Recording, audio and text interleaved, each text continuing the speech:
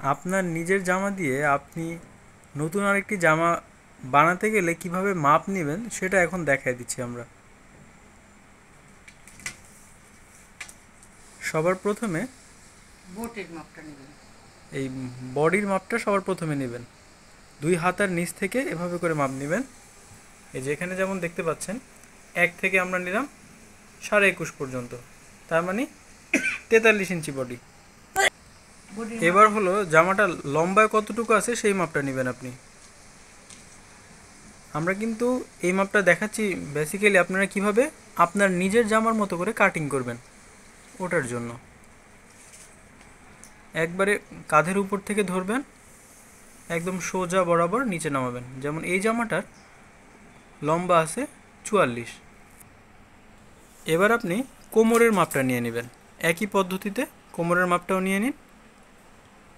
হ্যাঁ, এই যে আমাদের যেমন কোমরের মাপ আসলো কত, 22।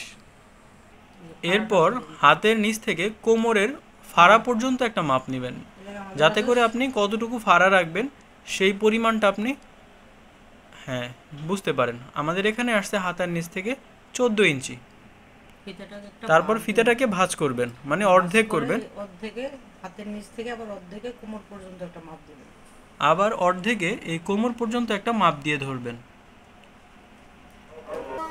মাঝখানে আছে এবার আপনাদের 20। হাফ যেখানে মাপলাম সেখানে আমরা একটু মেপে দেখে নিলাম বডির যাতে সাইজটা ঠিক থাকে। এখন আমরা কাঁধ থেকে হাতার মাপের জন্য হাতার নিচ পর্যন্ত যতটুকু মাপ সেটা আপনারা একটা কলম দিয়ে দাগ দিয়ে নেবেন এভাবে। যেমন এটা হলো 6, তাহলে হাতার নিচে কতটুকু থাকবে সেটাও আপনি বুঝতে পারবেন। গলার জন্য আমরা মাপ দিতেছি। প্রথম নিলাম 3.5, তারপর আবার এখান থেকে নিব 6 থেকে একদম গলার মাঝ বরাবর চলে আসবে। আবার সেমভাবে এই পাশেও আমরা নিয়ে নিব, তাহলে আমাদের গলার মাপটা হয়ে গেল। আপনি জামার হাতা কতটুকু লম্বা নেবেন সেটা আপনার উপর ডিপেন্ড করে, তবু আমরা দেখিয়ে দিচ্ছি। আমাদের এটা 3/4 হাতা, এটা আমরা নিয়েছি 18 ইঞ্চি। আর এটা চওড়া নিয়েছি আমরা এখান থেকে 5-6 ইঞ্চি চওড়া।